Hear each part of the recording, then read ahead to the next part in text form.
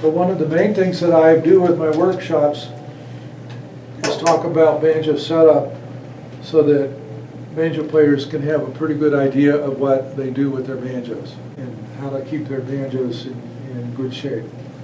Fortunately, there's just a very few basic principles that determine whether a banjo is set up properly or not. And there's a lot of discussion on the internet and on various magazines about what good banjo setup is.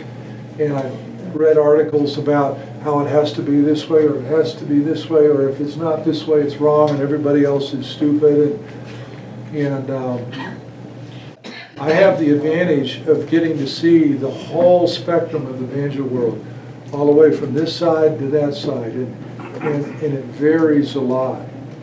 And when somebody says a banjo has to be just like this, well, there's a certain number of pickers that would completely agree with them. But there's a bunch of pickers over here that would completely disagree with them. And it doesn't mean they're right or wrong, it means they're different. One of the things that happened when we were first starting to build banjos is when J.D. Crowe got real popular. I don't know if everybody knows who J.D. Crowe is, but he's one of the top banjo players in the world, and his band, it was on the top of the heap for a long time. I had a lot of customers that would come in and say, I need you to build me a banjo that'll make me sound like J.D. Crowe. And we knew what kind of banjo J.D. had, and we can build banjos just like that. But the reality is, just because they have a banjo like that doesn't mean that they're guaranteed that they can sound like J.D. In that same period of time was when Bela Fleck was first starting to get known. Newgrass Revival was out, and they came to San Diego. And we went to the concert, we got to go to the reception afterwards, and I was sitting on a couch right next to Bela Fleck. And this is so long ago that we were both still kids, you know. And I asked Bela, I said, have you ever played J.D. Crowe's banjo? And he goes, yeah.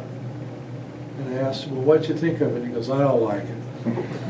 And I was so glad that there was at least one person that didn't like J.D.'s banjo. But about a year later, J.D. Crowe's band was out in California, and I got to go to the concert. And at that festival, J.D. did a workshop, and I went to it. And I got to ask J.D., have you ever played Bela Fleck's banjo? And he said, yeah, I have. And I said, what'd you think of it? He goes, I don't like it. And I share that story with you because it illustrates how there can be completely different points of view, because both of their banjos were great banjos.